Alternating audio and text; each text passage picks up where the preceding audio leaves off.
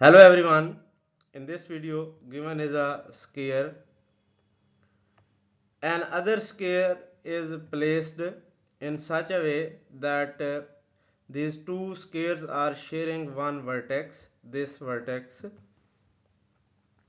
If we draw a line segment AB from one vertex of the larger square to the one vertex of the smaller square, which meets another vertex of the smaller square C, such that CB is the diagonal of smaller square. If the length AC is 14 units and length CB is the 20 units, then by this limited data we have to find the area of this larger square. Let we move toward the solution. Let we consider side length of the larger square as x. We draw the second diagonal of smaller square from point D to point E, which meets the first diagonal at point F. We know that the two diagonals of the square bisect each other.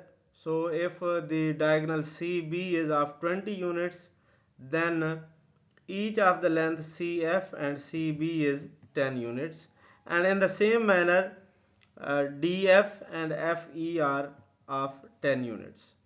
Moreover, we know that diagonal intersect at right angle means the angle CFD is of 90 degree, and from here AFD is a right triangle.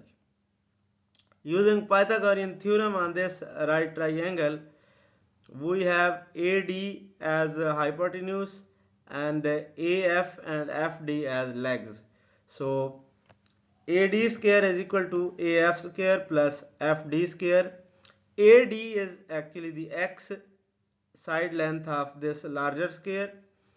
AF is 14 plus 10, that is 24, and FD is 10. So substituting all values over here, we have x square is equal to 24 square plus 10 square, and x square is equal to 576 plus 100, and from here x square is equal to 676, which is actually the area of this square.